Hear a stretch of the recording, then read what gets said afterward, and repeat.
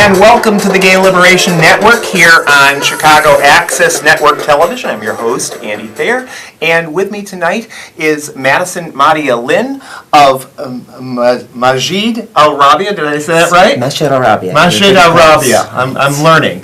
Okay, and we are going to be talking about the attacks on Muslims in particular that have been happening over the past few weeks of the new Trump administration. But before we get into that, I should mention that we dodged a bullet, those of us in the LGBT community, with the prospective attacks, the prospective executive orders that were specifically going to target LGBTs. Now, Trump did those trial balloons.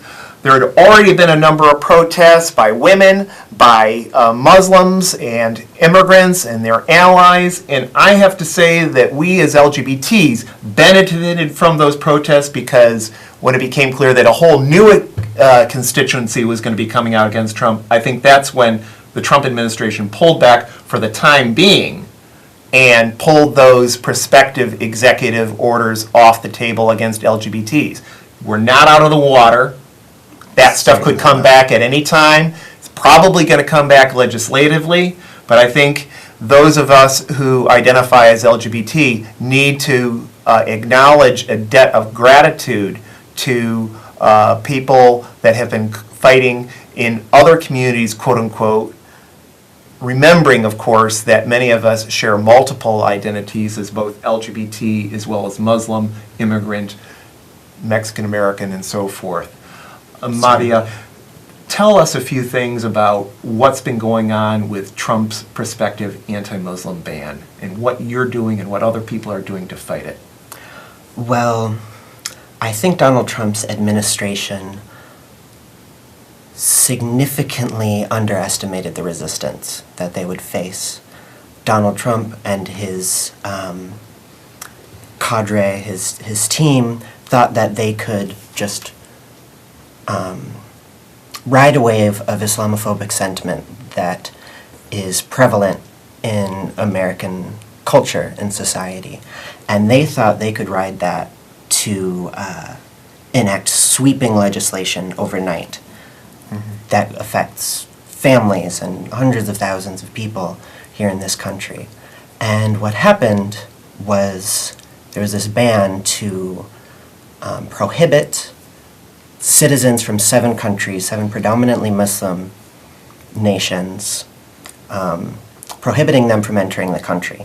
Even if they had green cards, if they were legal residents of the United States, if they were not in the country, they were not allowed to return.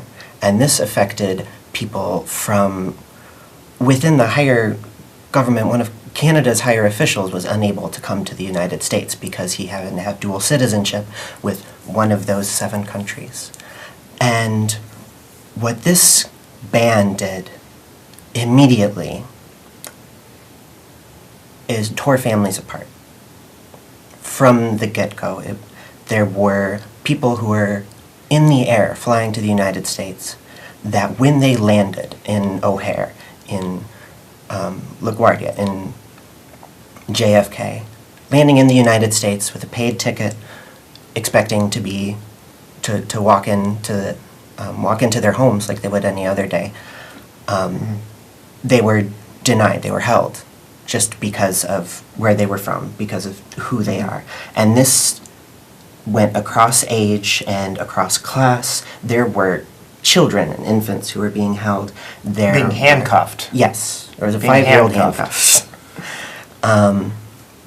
That the Trump administration has tried to benefit off of this idea of a Muslim boogeyman that is anti-American, that is anti-freedom, that is anti-LGBTQ people, that they've tried to propagate this monolithic, demonic Islam that hates everything that we are here. And they found out very quickly that people here in the United States, people who are striving for justice, can see through that immediately. Well, it should be noted that the Ninth Circuit Court of Appeals yesterday unanimously struck this down. And it was interesting the language they used. They said the government has pointed to no evidence that any alien from any of the countries named in the order has perpetrated a terrorist attack in the United States. So it was targeting places like Iraq, Iran, but not Saudi Arabia, which is where the vast majority of the 9/11 attackers came from. But of course, that's a close ally of the United States. That's why. Not useful to use Islamophobia against a close U.S. ally. And I'll say this ban, also these 7 countries that are listed, are also countries in which the American military or allies of the American military are enacting violence. Mhm. You see, Yemen is on that list Absolutely. of 7 countries, where just recently there was a botched boots-on-the-ground operation that resulted in dead children at American hands. Well, and supposedly something like 90% of drone attacks, not just under the current administration, of course, but under the Obama administration, 90% of the people, they don't even know their names of whom they have killed. So arguably, they are killing far more people under both the Bush and Obama administrations than the alleged terrorists who, of course, never faced a trial before they were summarily executed by the President of the United States. And now, because that kind of power was legitimized under previous presidents, now we've got the Trump lunatic with that power, and that's the danger of that kind of overreaching power. One of the things that the Trump administration asserted in its push for the ban on Muslims coming in was that their orders were unreviewable by the courts. It's like we suddenly woke up and all our civics classes were all for naught, and there's only one branch of government in the United States, and that's the executive, and they can do whatever the heck they want. And fortunately, the court said that this was not true, that there are other branches of government, and the courts do have the right and obligation to review orders from the executive. And one of the attorneys on our side said there was a very simple reason why they wanted unreviewable, because they couldn't point to any evidence that terrorist attacks were coming from people from these countries, and also that this was a Muslim ban. This was patently unconstitutional. There was a law from the 1950s that was passed that said you cannot ban whole groups of people from coming into the United States, and it was flying in the face of that. And I can tell a story to put a human face to this. Just a few weeks ago, when this was going on, maybe not even a few weeks ago, as this was going on and going through the courts, and the court had shut down the Muslim ban as unconstitutional, and the Department of Homeland Security decided to continue to enforce the ban, basically rendering the judicial branch moot, right? Just completely flying in the face of judicial review of the checks and balances in the country.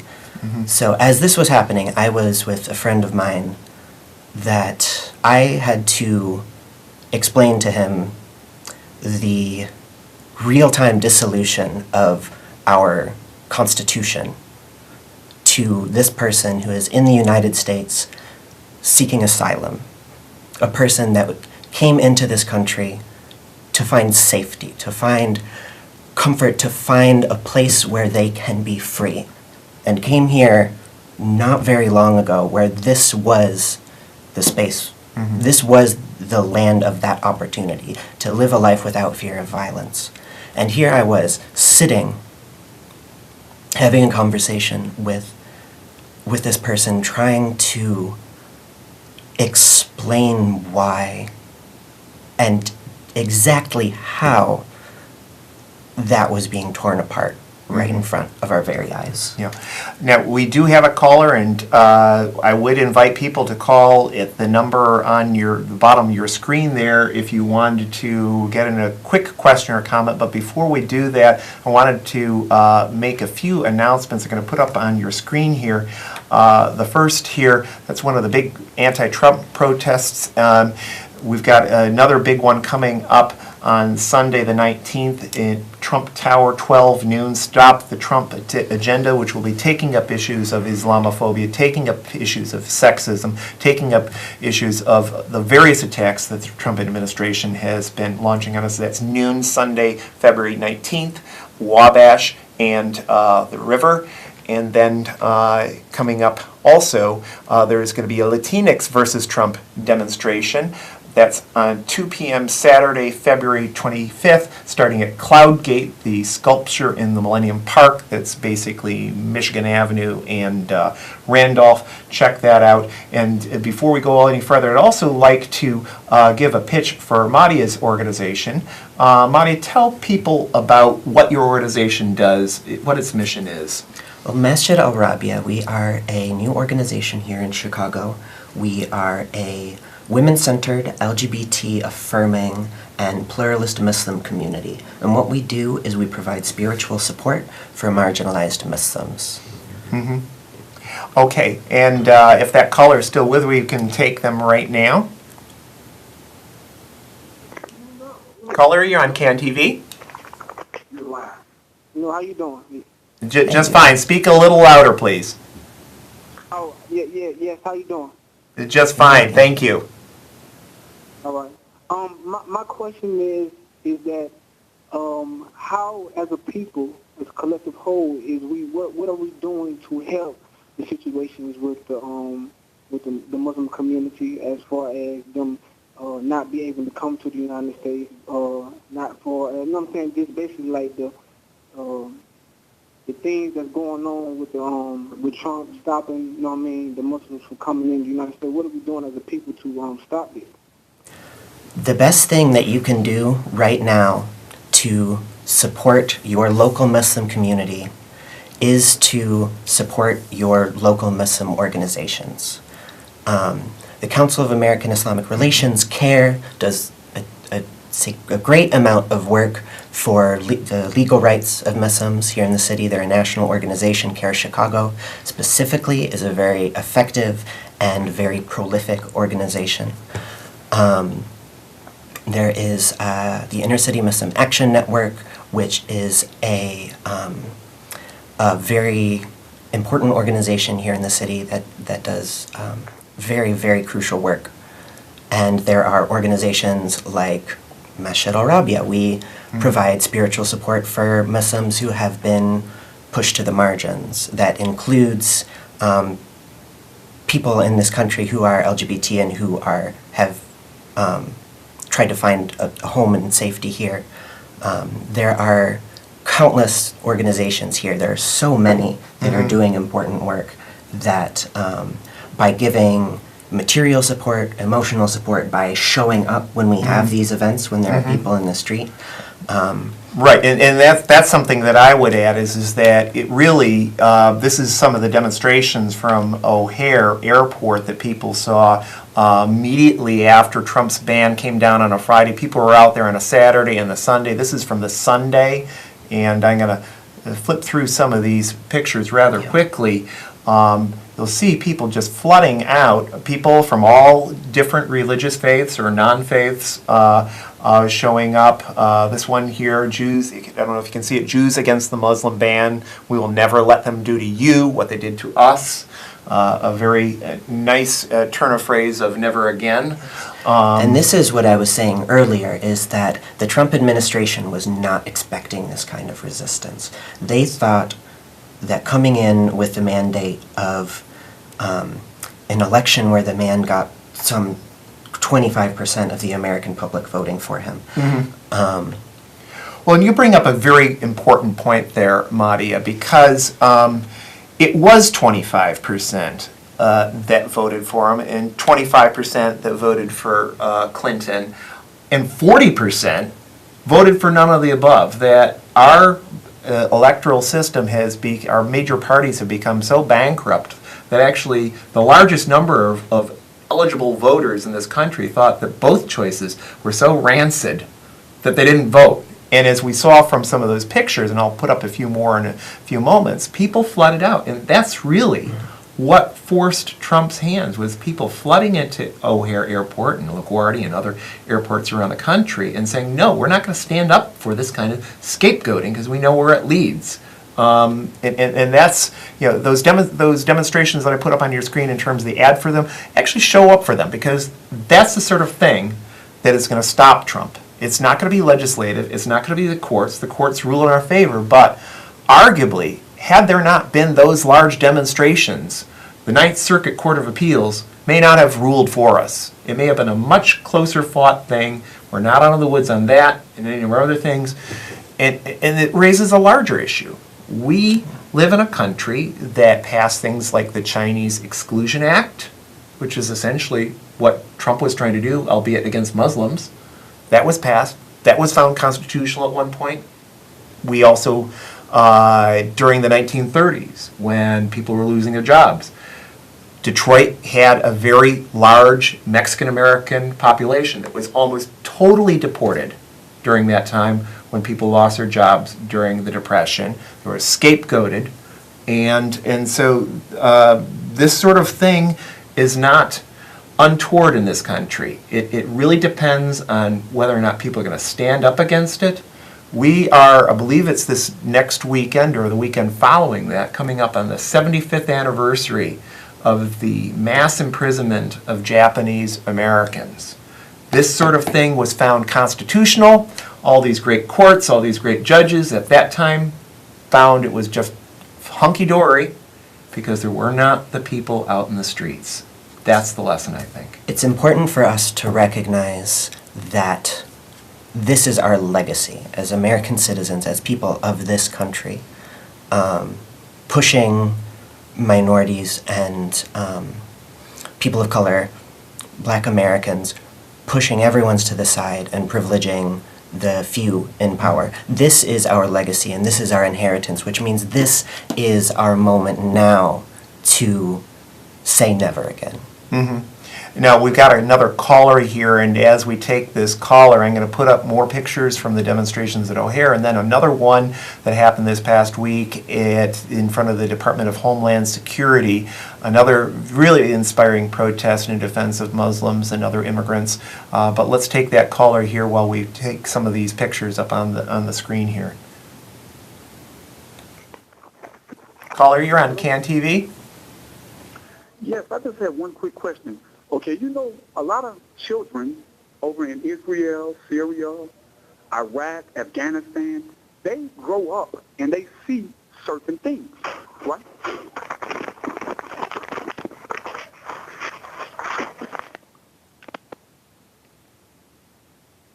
Hello? Yes, okay. Well, we lost you. Yeah, so... might be able to pick up where we're going that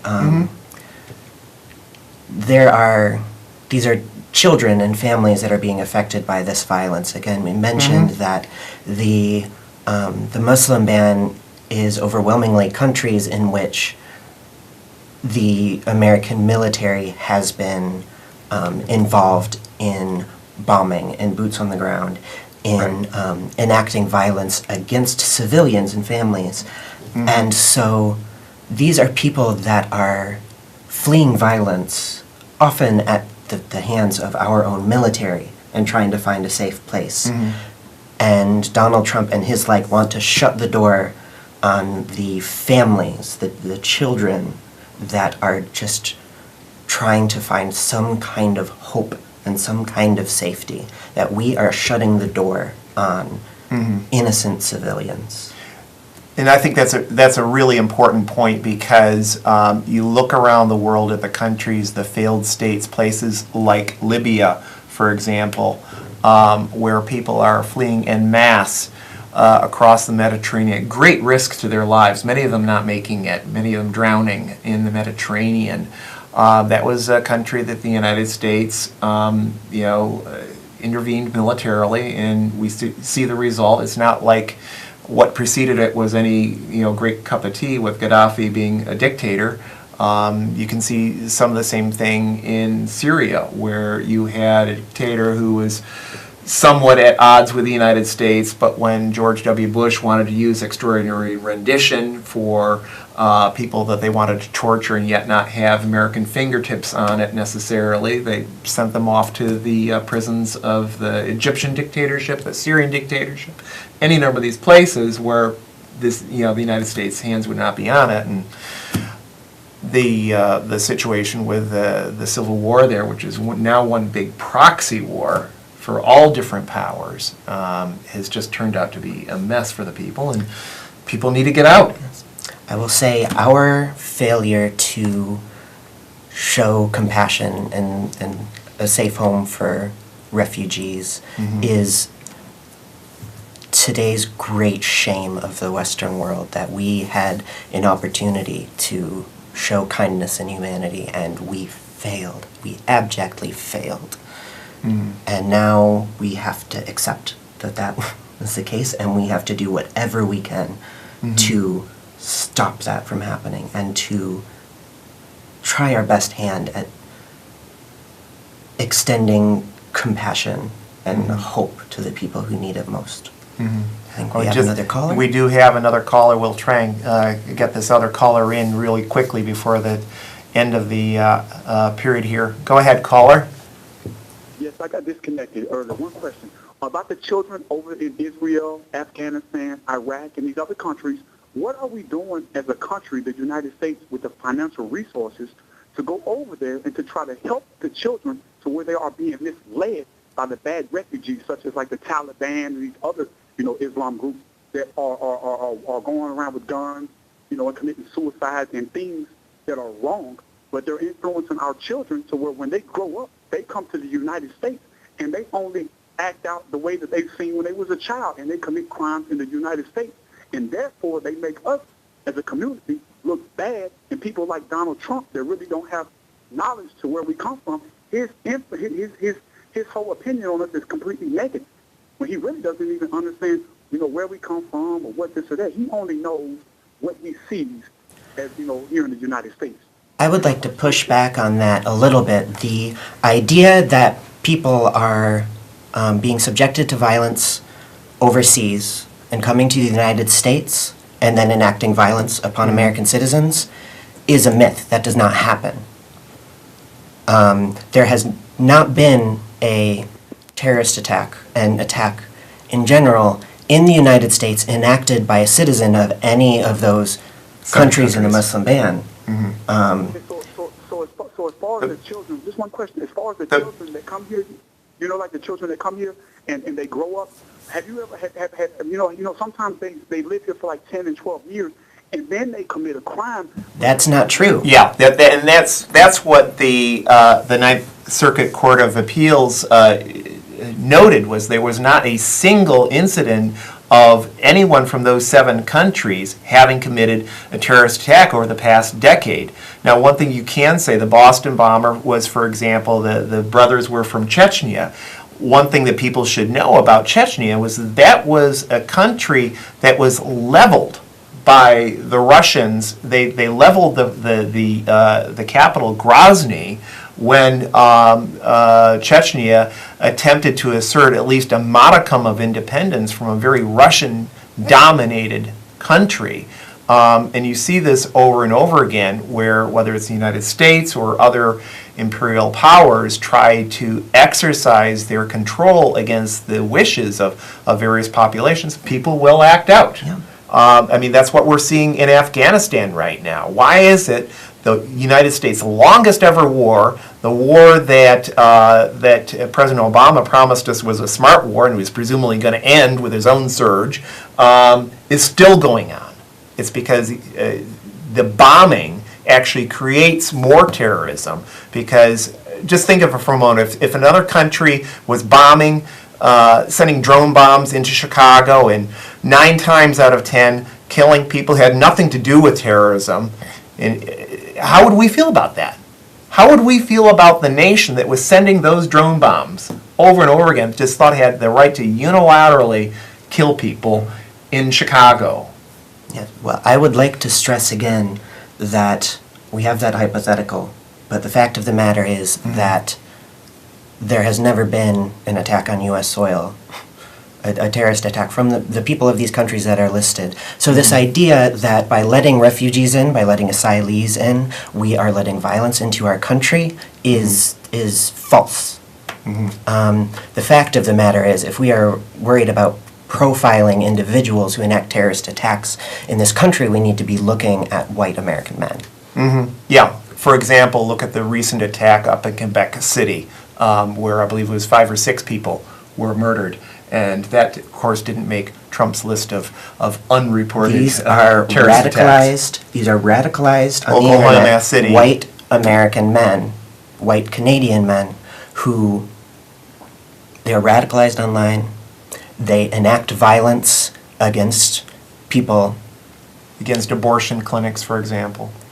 That right now our duty, as well as showing compassion to refugees and asylees, our duty right now is to stamp out the fascism and the white supremacy and the insidious white terrorism that has overtaken this country, and we need to name it for what it is.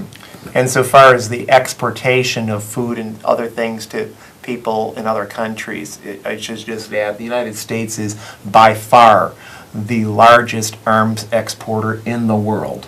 And so we could start by simply stop those arms exports if we really wanted to say something about violence in the world. With that, I'm afraid we're going to have to close out our show with a few important announcements. First of all, coming up a week from this Sunday, big demonstration outside Trump Tower, Stop the Trump Agenda, and we're talking about the agenda against black people, the agenda against Mexican Americans, against Arabs, against LGBTs, against women, against working people in gender. Please show up Sunday, February 19th at noon at Wabash and the Chicago River. That's the place to be if you really want to carry on this fight in stopping Trump. Also coming up later this month, Latinx versus Trump, Saturday, February 25th.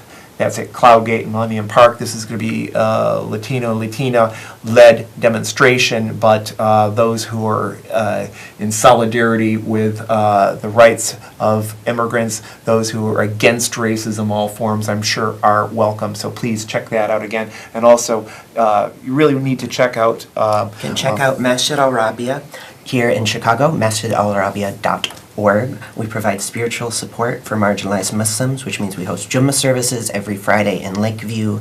We have letter writing campaigns, pen pal campaigns for incarcerated queer and trans Muslims. We have a free library, and we do spiritual care however we can for the people that are pushed to the margins.